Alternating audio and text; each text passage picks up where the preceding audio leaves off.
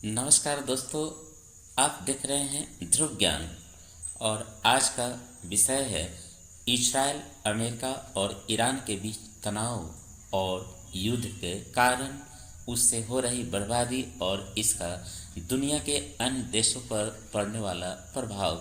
दुनिया के कई हिस्सों में पहले से ही युद्ध और संघर्ष चल रहे हैं, जैसे रूस और यूक्रेन के बीच सालों से युद्ध चल रहा है। लेकिन अगर मध्य पूर्व में बड़ा युद्ध छिड़ जाता है तो इसका असर केवल उन देशों तक सीमित नहीं रहेगा, बल्कि पूरी वैश्विक अर्थव्यवस्था, राजनीति और मानवता पर पड़ेगा।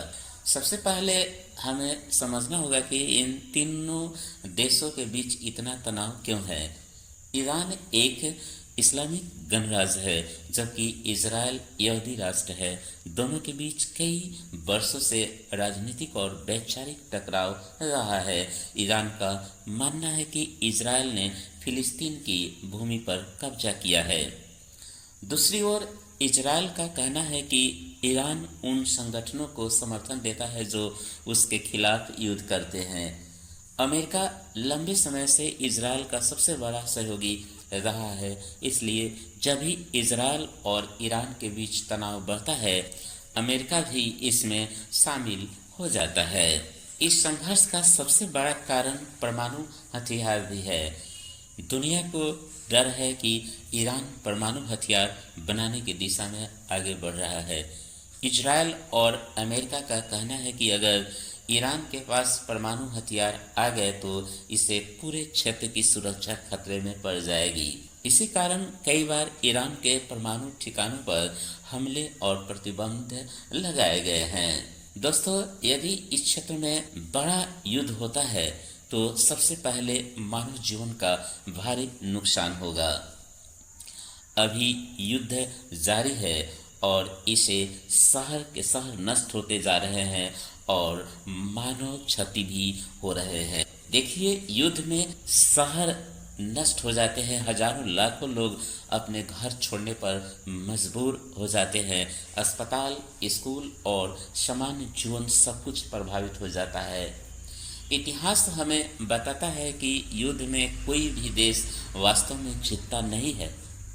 सबसे अधिक नुकसान आम जनता को ही उठाना पड़ता है। इस युद्ध का असर पूरी दुनिया की अर्थव्यवस्था पर भी पड़ेगा।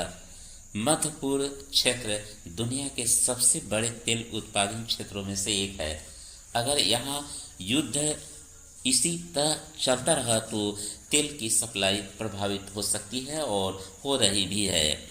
इसके परिणाम स्वरूप पेट्रोल और डीजल की कीमतें बढ़ सकती है, महंगाई बढ़ सकती है, कई देशों की अर्थव्यवस्था कमजोर हो सकती है। छोटे और मध्यम वर्गीय लोगों पर इसका सबसे ज़्यादा असर पड़ेगा। अगर यह संघर्ष बड़ा रूप ले लेता है और लंबे समय तक चलता है तो इसमें कई अन्य देश भी शामिल हो सकते हैं, क्योंकि दुनिया के कई देश अलग अलग पक्षों के साथ खड़े होते हैं। इससे वैश्विक तनाव बढ़ सकता है और अंतर्राष्ट्रीय राजनीति और भी जटिल हो सकती है।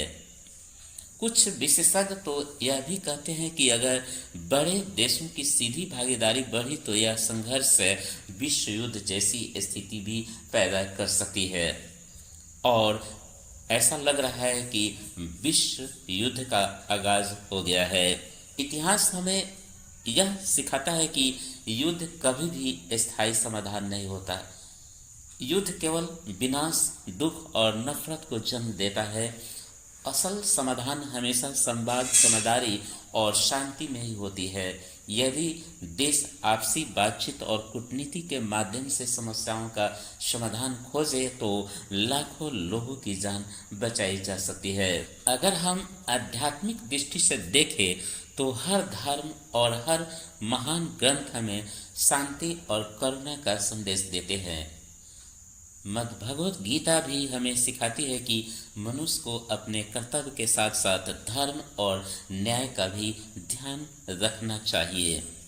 जब मनुष्य अहंकार, लालच और शक्ति की होड़ में पड़ जाता है तो संघर्ष और युद्ध जन्म लेते हैं। दोस्तों, इजराइल, अमेरिका और ईरान के बीच बढ़ता तनाव केवल तीन देशों की समस्या नहीं है। यह एक ऐसा मुद्दा है जो पूरी दुनिया के भविष्य को प्रभावित कर सकता है। इसलिए दुनिया के नेताओं और समाज को मिलकर ऐसा रास्ता ढूंढना चाहिए जिसे शांति बनी रहे और मानवता सुरक्षित रहे, क्योंकि अंत में सबसे बड़ा धर्म है मानव जीवन की रक्षा। अगर आपको यह जानकारी उपयोगी लगी हो तो वीडियो को लाइक करें, शेयर करें और चैनल ध्रुव ज्ञान को सब्सक्राइब जरूर करें। हम आपके लिए ऐसे ही ज्ञानवर्धक और विचारशील वीडियो लेकर आते रहेंगे। धन्यवाद।